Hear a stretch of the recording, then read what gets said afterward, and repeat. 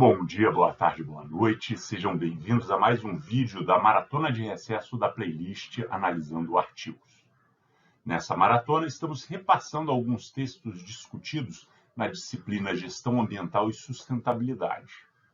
E agora, nós vamos falar do artigo de 2008, Agenda 21 Nacional e Indicadores de Desenvolvimento Sustentável, Contexto Brasileiro. Esse artigo é de autoria de Tadeu Fabrício Malheiros, Arlindo Felipe Júnior e Sônia Maria Vigiane Coutinho. O primeiro é professor de Engenharia da Universidade Federal de São Carlos, e os dois últimos são da Faculdade de Saúde Pública da USP.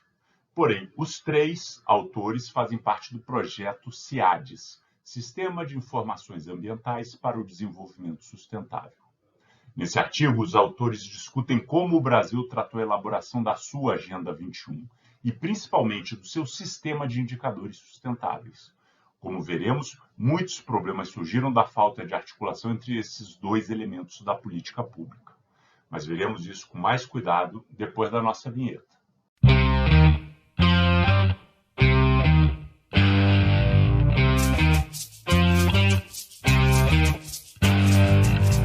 A Rio 92 relançou o tema do desenvolvimento sustentável na agenda governamental de todos os países do mundo.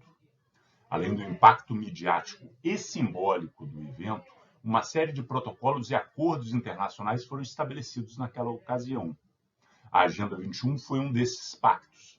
Foi acertada o que chamamos Agenda 21 Global, e foi determinado a cada país e às localidades que produzissem uma Agenda 21 local adequada às suas realidades específicas. Segundo os autores, impulsionados pelas discussões e pelos resultados dessa conferência e seguindo a Agenda 21 Global, governo e sociedade deram início a um conjunto de ações de construção de Agendas 21 nos âmbitos nacional, regional e local. Uma pesquisa realizada pelo ICLEI em 2002, 10 anos depois da Conferência do Rio de Janeiro, revelou que 6.400 governos locais em 113 países estiveram envolvidos em atividades relacionadas à Agenda 21 local nos 10 anos anteriores. O Brasil também participou desse processo, especialmente nos municípios de maior porte, mas também em muitos municípios pequenos. 30% dos municípios, segundo os autores levantaram, na época, em 2008, já tinham começado a fazer a sua Agenda 21 local. E só 10% dos municípios brasileiros não tinham ideia do que se tratava a Agenda 21 local. Ou seja, era um tema de amplo conhecimento. Nesse texto de 2008, os autores ainda davam uma colher de chá que o projeto ainda seria novo. Para alguns municípios, certamente. Mas a Agenda 21 já tinha mais de 15 anos, já tinha debutado nessa época. Mas se o processo era desigual e em muitos lugares ainda estava começando, era natural que houvessem tópicos não observados. Então, os autores dizem no texto, uma das mais importantes lacunas, portanto, refere-se ao desenvolvimento de estudos de avaliação de resultados e impactos desses processos no âmbito local. Indicadores que orientem políticas e ações no sentido de ampliar investimentos nesse componente e melhorar aspectos ainda não satisfatórios, como, por exemplo, forma de engajamento dos atores, continuidade das ações após os períodos de mudança de gestão governamental. Portanto, o texto trata de dois processos. O primeiro é a constituição da Agenda 21 nacional, dentro de todo esse movimento que a gente observa no mundo inteiro após a Rio 92. E o segundo processo é o estabelecimento de indicadores de monitoramento e avaliação para o tema. Indicadores voltados para orientar as políticas e ações num processo que eles dizem mais à frente, de melhoria contínua. Pois vamos, primeiro, à Agenda 21 nacional. Segundo os autores, o processo de elaboração da nossa agenda nacional foi extremamente participativo, com diagnósticos setoriais elaborados por especialistas, apoiados por ampla participação de representantes de diferentes setores da sociedade e de todas as regiões do país, inclusive da área acadêmica, E depois houve reuniões e encontros nos estados e nas macro-regiões brasileiras para discutir os produtos resultantes desses diagnósticos.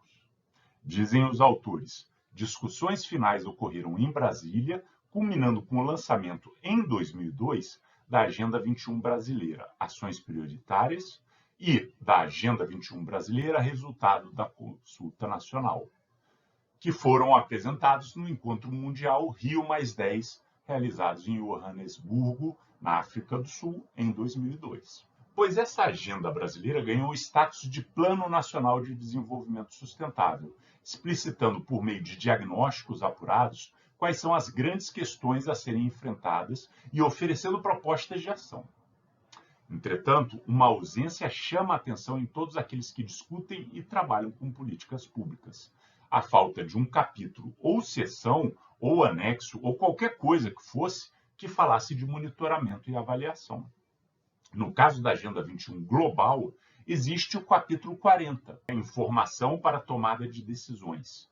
Mas para a Agenda Nacional, nada foi pensado. E isso pode dar ensejo a algumas dificuldades, das quais a mais relevante é a falta de uma articulação entre a Agenda 21 e os sistemas de monitoramento estabelecidos. Em função do capítulo 40 da Agenda 21 Global, na década de 1990, diversos países elaboraram seus planos nacionais estratégicos de desenvolvimento sustentável e se esforçaram na construção de indicadores nacionais para avaliação de avanços nesse processo. Eles citam o caso da Inglaterra, do Reino Unido, que chegou a ter um sistema com 68 indicadores diferentes. Também dão o exemplo do Canadá, um sistema de 13 indicadores divididos em 4 eixos. Os autores também trazem o exemplo da ONU. Esse aí é o que eles detalham mais. Em 1995, a ONU iniciou um projeto de construção de indicadores de desenvolvimento sustentável a ser concluído até o ano 2000. O programa de trabalho teve 3 fases. A primeira fase, 95 e 96, estabeleceu uma lista de 134 indicadores. Na segunda fase, que vai de 96 até 1998, os países tentaram aplicar o resultado da primeira fase nas suas realidades. Então, assim, teoricamente foi elaborado, sem ninguém ver qual era a plausibilidade, 134 indicadores, então vamos botar eles para jogo. E aí vamos ver o que acontece. Com isso, os países podiam propor ajustes que seriam necessários para que os indicadores deixassem de ser essa coisa teórica, sem nenhuma realidade, e passassem a ter construções mais práticas. E, por fim, a terceira fase, que seria de 98 até 2000, teve a finalidade de avaliar os resultados dos testes e do conjunto de indicadores. E o resultado é que, da lista inicial de 134 indicadores, ficaram apenas 57. Essa redução, é claro, deixou algumas lacunas em aberto. Dizem os autores, a maioria das lacunas ocorreu em aspectos que, apesar de muito importantes, eram novos, possivelmente ainda em processo de incorporação e, portanto, difíceis de serem avaliados por todos os países, ou sujeitos a avaliações qualitativas. São aspectos tais como a importância da participação e o compromisso de grupos sociais na tomada de decisões para se alcançar um desenvolvimento sustentável, o envolvimento da participação da mulher, de grupos indígenas, de organizações não governamentais, de agricultores, da indústria, comércio e trabalhadores. Bom, e aí nessa altura do artigo, os autores contextualizam tudo isso que acontece no mundo, esse desenvolvimento de indicadores, e voltam para o contexto brasileiro. A gente já viu que a Agenda 21 Nacional, apesar de participativa, não indicava entre as suas proposições o estabelecimento de um conjunto de indicadores de desenvolvimento sustentável. E durante 96 e 98, diversos países no mundo, e aí estava o Brasil nesse meio, testaram e avaliaram o sistema de indicadores propostos pela ONU. Pois, uma vez estabelecida a relação final do sistema da ONU, o IBGE, que foi o órgão responsável por essa tarefa no nosso país, julgou que seria melhor levantar as informações que já foram definidas pela ONU e discutir como que esse sistema se adequava à nossa realidade. Pois dizem os autores, assim, essa primeira publicação dos indicadores de desenvolvimento sustentável do Brasil trouxe um conjunto de 50 indicadores, sendo 30 deles obtidos estritamente de acordo com o modelo de indicadores da ONU, 3 com algumas adaptações, 9 com formulações alternativas, o que dá aí 42 indicadores que a base era a ONU, e 8 totalmente novos introduzidos para contemplar questões de particular interesse para o Brasil. Dessa forma, dos 57 indicadores propostos pela ONU, o IBGE deixou de incluir 15 por não possuírem levantamento regular de dados, ou pela existência de dados não passíveis de agregação, ou pela ausência de monitoramento, ou ainda porque, para o caso brasileiro, para a nossa realidade, eles não eram relevantes. E que tipo de indicadores estavam aí nesses 15? Emissão de gases para efeito estufa, concentração de poluentes em áreas urbanas, população em assentamento formal e informal, desertificação, qualidade da água, entre outros. Esses indicadores não foram adequados à nossa realidade por algum desses motivos, esses 4 que eu falei há pouco. Mas também falei que no sistema do IBGE existem 8 indicadores totalmente novos. E sobre o que são esses 8 indicadores? Desigualdade racial em relação ao rendimento familiar, educação, queimadas, incêndios florestais, desmatamento, desflorestamento da Mata Atlântica e da Amazônia, entre outros indicadores.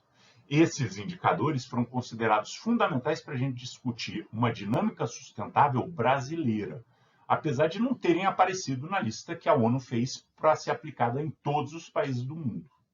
Em 2004, o IBGE lançou uma nova edição desse sistema de indicadores, acrescentando mais alguns até chegar a 59 indicadores. E chegamos ao problema que foi já sugerido lá no começo desse artigo.